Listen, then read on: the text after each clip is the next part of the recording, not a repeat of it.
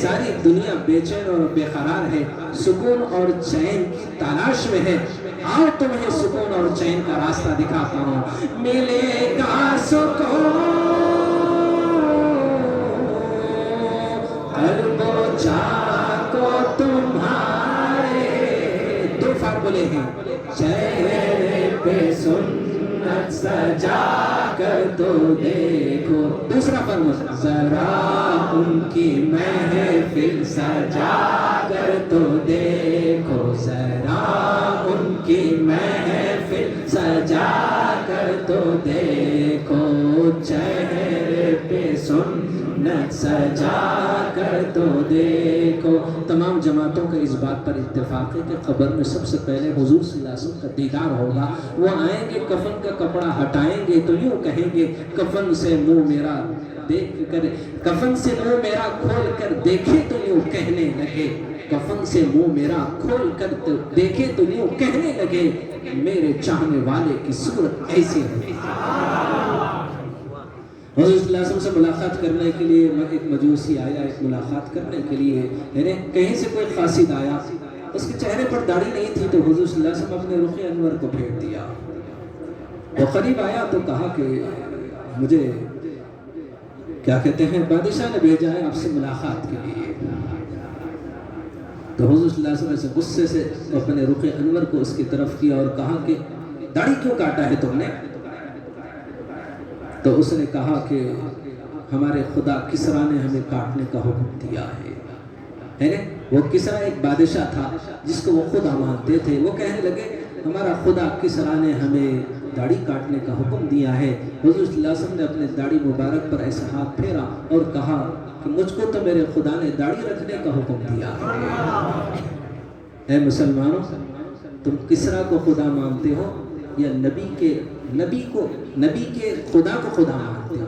جب نبی کے خدا کو تم خدا مانتے ہو تو میرے نبی نے کہا میرے خدا نے تو مجھے داڑھی رکھنے کا حکم دیا ہے. جب مجوسی کو دیکھ کر آپ رخ انور کو پھیرتے ہیں، کل قیامت کے دن حضور اگر اپنی نظر رحمت ہم سے پھیر دیں گے، بتاؤ اب اس وقت ہمارا حال کیا ہوگا؟ تیرے محبوب کی یار شباہت لے کے آیا ہوں. خدا کی عدالت میں جب پیش کیا جاؤں، خدا کہے گا کیا لایا ہے دنیا سے؟ کہوں گا تیرے محبوب کی یار شباہت لے کے آیا ہوں. حقیقت تو اس کو کر دے صورت لے کر آیا ہوں. اعمال تو اس لائق نہیں کہ کیا لے آؤں، بس تیرے محبوب کی شباہت لے کے آیا ہوں. تو ظاہر بات ہے کہ حضور صلی اللہ علیہ وسلم اپنے رخ انور کو اسے دیکھ کر پھیر دیتے ہیں. اب ہم کہیں گے کہ ہماری شفاعت ہو جائے گی، حوض کوثر سے ہمیں جام ملے گا، انشاءاللہ ہماری مغفرت تو ضرور ہوگی. لیکن جب ان بگڑے ہوئے چہروں کے ساتھ جب تم حضور کے جناب پہ کھڑے ہوں گے، اب بتاؤ حضور جب پیالہ لے کر تمہاری طرف پلٹیں گے اور تمہارے اس بگڑے ہوئے چہرے کو دیکھ کر رخ انور کو پھیریں گے، کسی کی مجال ہوگی، کوئی قطب آئے گا، ابدال آئے گا، کوئی پیر آئے گا، رسالت میں آپ صلی اللہ علیہ وسلم کے ہاتھوں سے لے کر تمہارے ہاتھوں میں جام کوثر دے. نہیں، نبی کی ناراضگی کے ساتھ اپنے رخ انور کو پھیرنا خدا کا عذاب ہوگا. ایک لمبی گردن والا جانور آئے گا اور تمہارے ایسے کھوپڑی کے ساتھ تمہیں اٹھا کر دہکتی ہوئی انگاروں کا ایندھن بنائے گا. کیونکہ نبی کا رخ انور پھر جانا، کیا تمہارے قدم وہاں سے اٹھیں گے؟ آگے بڑھ کر تم اس جام کوثر کو اپنے ہاتھ میں لیں گے. یہ پیالہ یوں لیا اور پلٹ کر جب دیکھا، ناراضگی سے اپنے رخ انور کو پھیرا. اب کسی کی مجال ہوگی، کوئی وقت کا خطب آئے گا، افتاب آئے گا، ابدال آئے گا، کوئی پیر آئے گا. نہیں، وہ خود بھی ایک اینچ بھی وہاں سے ہل نہیں پائے گا. خدا کا قہر ہوگا اور ایک جہنم سے ایک لمبی گردن والا جانور نکل کر تمہاری کھوپڑی کو پکڑ کر دہکتی ہوئی انگاروں کا ایندھن بنا دے گا. ڈرو اس دن سے جس دن آپ کا میرا محبوب میرے ان بگڑے ہوئے چہروں کو دیکھ کر ناراض ہو جائے گا. نبی سے محبت کر رہے ہو تو اپنے چہرے کو آئینے میں دیکھ لو. نبی کی غلامی کا چہرہ ہے یا نبی سے بغاوت والا چہرہ ہے؟ اللہ تعالی ہم سب کو نبی صلی اللہ علیہ وسلم میں بارہا جب بھی اپنی محفلوں میں اس بات کو بڑی ہی کیا کہتے ہیں محبت کے ساتھ کہتا ہوں. کسی کی دل آزاری کرنا، کسی کو تکلیف پہنچانا، کسی کے دل کو ٹھیس پہنچانا نہیں. تم جب بھی اپنے چہرے پر نشتر لگاتے ہو، چہرے پر نہیں، حضور صلی اللہ علیہ وسلم کی سینے مبارک پر نشتر لگتا ہے. पूरी दुनिया में रिसालत में आप सल्लल्लाहु अलैहि वसल्लम की शान अक़दस में गुस्ताखी करने वाले के लिए सारा जहान उठ जाता है, सारे मुसलमान उठकर एहतजाज करते हैं। करना चाहिए, जो नबी से बगावत करे उसे रोए ज़मीन पर रहने का हक नहीं। एक लफ्ज़ ही शान रिसालत में आप सल्लल्लाहु अलैहि वसल्लम की शान अक़दस में अगर कोई शख्स गुस्ताखी करता है उसको इस रोए ज़मीन पे रहने का हक नहीं। हम सबका ये ईमान है, लेकिन याद रख लो हुजूर की शान अक़दस पे गुस्ताखी करने वालों पर हमारी नजरें हैं। और कभी हमने अपने गिरेबान में झांक कर देख ला कि कितनी मर्तबा हम हुजूर की शान अक़दस में गुस्ताखी नहीं बल्कि सीने पर नश्तर चलाते हैं। ये नश्तर गालों पर नहीं सीने पर लगा करता है, और लगता है कि हुजूर अल्लाह का अर्श हिलता होगा, लेकिन रहमतुल लिल आलमीन सल्लल्लाहु अलैहि वसल्लम के लब हिलने का खुदा इंतजार कर रहा होगा। ये दिल में सिर्फ आना होता, ऐ अल्लाह इन जालिमों को, इन बेवफाओं को, इन नाफरमानों को, खतारों को पकड़ ले। हाय सारा जिस्म ताइफ में लहू लहान हो गया, पत्थरों से जख्मी हो चुके, और कुर्बान जाओ वो खून का खतरा सारे अंबिया के खून को इकट्ठा किया जाए, और मेरे महबूब मुस्तफा सल्लल्लाहु अलैहि वसल्लम का वो खून का खतरा जो ताइफ में 6 मील तक बरसता रहा, एक खतरे की बराबरी नहीं कर सकता है।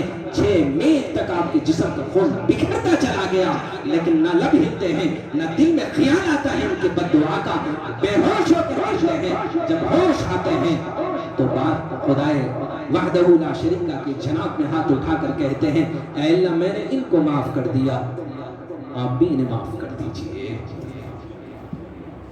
पहले कहा मैंने इन्हें माफ कर दिया, इससे पहले कि आप माफ करें कहीं खुदा का अजाब इनको आकर ना पकड़ ले। इसलिए मेरे महबूब ने कहा, ऐ अल्लाह मैंने इन्हें माफ कर दिया, अब आपसे इल्तिजा करता हूँ आप भी इन्हें माफ कर दीजिए। और उसके बाद आप कहते हैं कि अल्लाह ये नाराजगी के सबब ये पत्थर मेरे जिस्म पे बरसे हैं, मैं आपकी बारगाह में तौबा व इस्तग़फ़ार करता हूँ, मुझे माफ कर दीजिए। अगर नहीं ये इम्तिहान है तो आप मुझे सब्र दे दीजिए। हाय ताइफ में इतने पत्थर खाने के बावजूद भी आपने उनके लिए बद्दुआ नहीं की। कुर्बान जाओ आज भी है वो मुसलमान जो अपने चेहरे पर नश्तर लगाता है। चंद दिन पहले सियासत अखबार में एक हजाम के बारे में रिपोर्ट आई थी। वो रिपोर्ट यूँ थी है ना, हिंदू मियाँ बीवी हजाम मुसलमान हुआ। जब मुसलमान हो जाने के बाद उसने चंद दिनों के बाद अपनी बीवी से कहा कि जब भी मैं किसी शख्स की दाढ़ी बनाता हूँ तो आंखों में अंधेरी आ जाती है, जिस्म में लर्ज़ा तारी हो जाता है, हाथ कपकपाने लगता है, ऐसा लगता है कि मैं अपने हाथों से सुन्नत रसूल का जनाजा निकाल रहा हूँ। लेकिन बेगम क्या करूँ, ज़्यादा आमदनी तो दाढ़ी बनाने पर होती है। दिन भर में 70% आमदनी दाढ़ी बनाने वालों की होती है और 30% बाल बनाने की होती है। अब बताओ मैं क्या करूँ। तो बीवी ने कहा, नबी की मोहब्बत में सुख के टुकड़े मंजूर हैं, नबी की बहावत की बिरयानी मुझे नहीं चाहिए। 30% ही आमदनी बस चाहिए, एक टाइम खाऊंगी 2 टाइम भूखे रह जाऊंगी, लेकिन नबी की गुस्ताखी मुझे भी बर्दाश्त नहीं हो सकती। उसने दूसरे दिन एक बोर्ड लगा दिया, आज से मैं कभी दाढ़ी नहीं बनाऊंगा। अल्लाहु अकबर। जो चंद दिन हुआ मुसलमान हुआ उसके अंदर ये ईमान की हरारत है। बाप दादा परदादा मुसलमान है और आज हमारी ईमान का ये हाल देखो। अपने चेहरे पर रोजाना नश्तर नहीं, नबी के सीने पर नश्तर लगाते हो।